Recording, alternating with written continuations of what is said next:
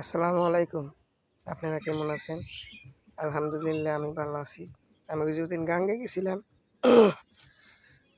দুধ কেলা দেওয়ার জন্য, ওই থেকে আমার মনে করেন গলার কণ্ঠ গেছে গা নষ্ট হয়ে দুম ছাড়া পারি না। অনেক ঠান্ডা লাগছে, অনেক ঠান্ডা।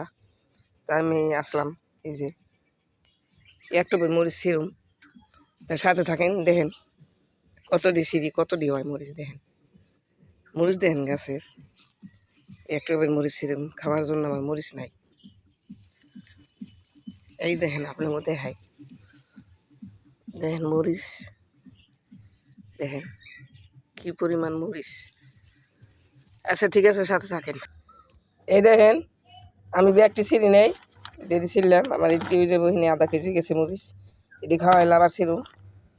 এই যে এটি ছিলাম, এই যে গাছ মরে গেছে গা। তো বর্ষাকালে দিন এসে বৃষ্টি হয়, গাছ মারা যায়। এই যে এটি ছিলাম মরা গাছে থেকে, আর এই যে ছিলাম তাজা গাছে থেকে। এই যে দেখেন এই যে গাছ থেকে ছিলাম। আর দেখেন এই যে কত মরিচ রয়ে গেল, মরিচ থেকে গেলাম। এটি একটু ছোটো, মনে হয় আবারতি। এই দেখেন মরিচ আর মরিচ, মরিচের ভবন।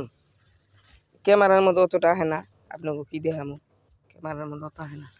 ক্যামেরা ছাড়াও অনেক সুন্দর দেখা যায়। আচ্ছা ঠিক আছে, ভালো থাকেন। ওকে, আমার মতো গাছ বিনা খাইন সবাই। আল্লাহ হাফেজ।